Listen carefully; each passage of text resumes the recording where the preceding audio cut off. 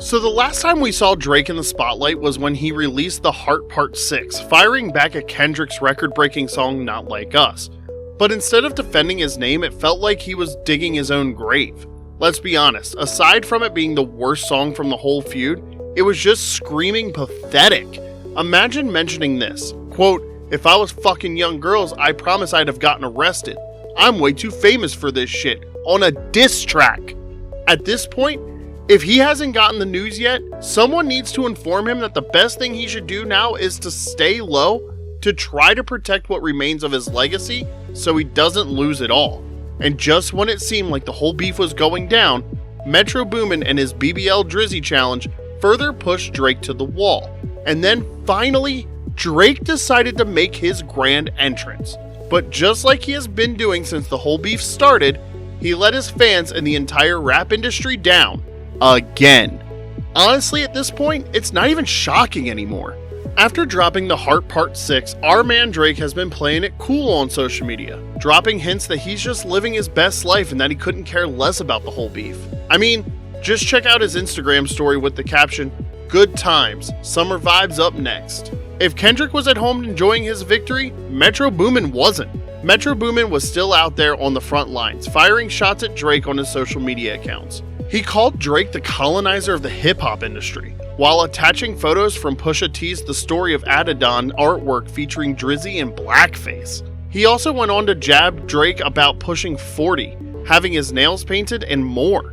The legendary producer also claimed that Drake attempted to block Like That, the song that started the whole beef, from playing on the radio, allegedly dropping leaked emails from label attorneys that had the entire internet buzzing.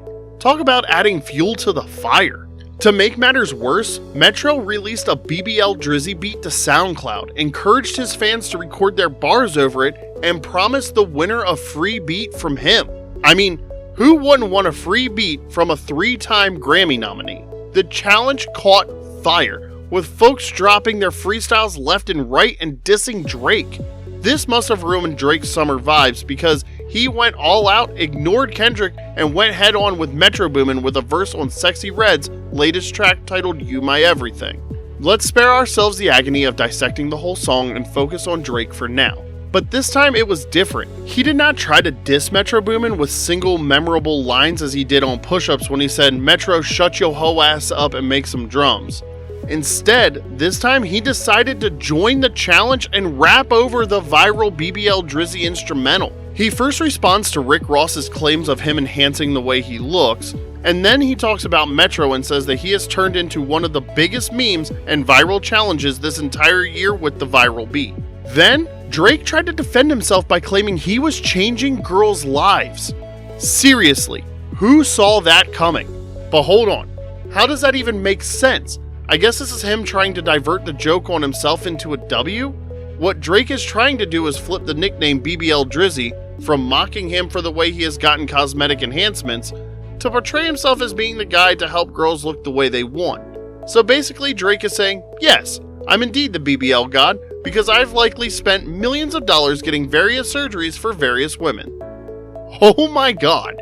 Imagine trying to defend Drake's comeback and then playing this verse. This is just laughable for so many reasons, as this is not even anything profound and it didn't wreak the damage he probably thought it did. The song itself, aside from Drake's verse, was freaking terrible. It's embarrassing to music and it's a bizarre move from Drake. This track is a poor attempt to recover from the beef with Kendrick Lamar and Metro Boomin. Metro Boomin takes another W and Drake takes another L. The story could have been entirely different if he had thrown the beat back in Metro's face. Drake's attempt to rebrand himself as the financier of BBLs is quite low. The challenge Metro started with the song has gone viral, with people rapping over it in many languages and mocking Drake, making him a laughingstock in the rap game.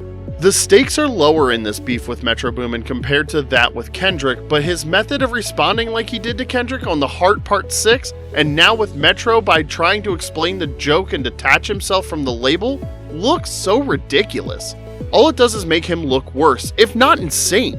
This is something someone younger in the rap industry should be doing, not someone like Drake who has been in the industry for well over a decade. If Drake had just made a few comments without rapping over Metro's beat, people might have reacted differently. But instead of giving a solid reply, by rapping over Metro's beat and trying to redefine the title, he lets the response consume the entire moment. Overall, beyond the song itself, it shows us that Drake is still so caught up in this whole feud, despite him telling us otherwise. Let's not forget that one of the major reasons why Drake is in this situation now is because his disses toward Kendrick have been so dumb that they have backfired numerous times. By defending his name and now rapping over the BBL Drizzy beat, Drake shows he's out of touch with what people support, not excluding his fans. He's consistently miscalculated what listeners respond to and how to clap back at someone effectively. This is quite laughable for someone who has been bragging that he is the best rapper in the world with the best pen. Once upon a time in the rap industry, one thing Drake's rivals were always worried about until now was his ability to craft record-breaking songs even in the middle of a diss. For example, back in 2015, he famously destroyed the then highly respected Meek Mill in a rap battle. Drake took down the street-savvy rapper known for his energetic performances on the mic by releasing Charged Up, and then the hit record back-to-back within a week. Drake crushed any chance Meek had by hitting him in his most vulnerable spot. Meek tried to come back, but it didn't matter. Everything about back-to-back was perfectly strategized.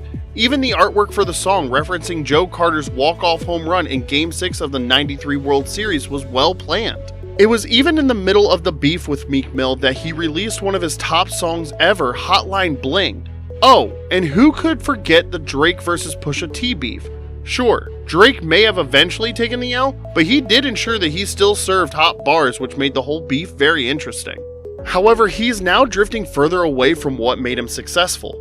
This moment is the consequence of Drake's poor choices and his downfall into a self-obsessed parody.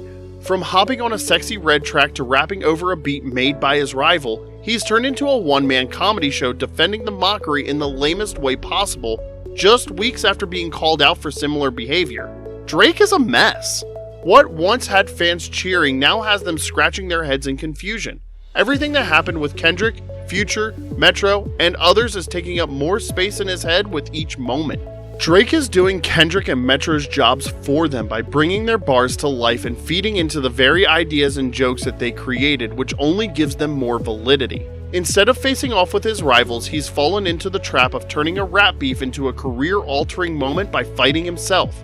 From gaslighting and over-explaining on the Heart Part 6 to running around with the artist he got mocked for being with, Drake turns subliminals into moments where it's clear everyone's gathered around, popcorn in hand, laughing at him, not with him. This is so pathetic that Kendrick and Metro no longer need to respond. Drake is now battling the ideas they planted in his head and is now fighting with the ideas that they have put into his head, which despite his claims of being the chess master who can never be broken or outsmarted, have changed everything about Drake right now. At this point, I don't think there's a way for Drake to redeem himself and regain respect. The smart move would have been to hit pause, take a breather, and let the whole steam blow over, but instead, he keeps appearing on features, alluding to these feuds as if he's unaffected. Each reference turns into an over-the-top and corny moment, adding fuel to an already burnt-out fire and making him look worse. If he doesn't hit the brakes and come up with a fresh game plan, Drake is going to stay trapped in this state of limbo where, no matter what he does, he cannot escape his failure. Additionally, I say this because I have a feeling this whole beef is not over yet. Even if the beef with Kendrick might be over, the other mini beefs with other artists, especially Metro Boomin, is far from over, as long as they keep mentioning each other on newer tracks. So for now, fingers crossed, we'll just have to wait and see what happens next. Let me know what you think about this new Drake feature. Do you think it's actually good and I'm just overreacting? And what do you think about this beef between Drake and Metro Boomin? Reply in the comments down below. Also, if you enjoyed this video, you will probably enjoy this other one as well. Thanks for watching.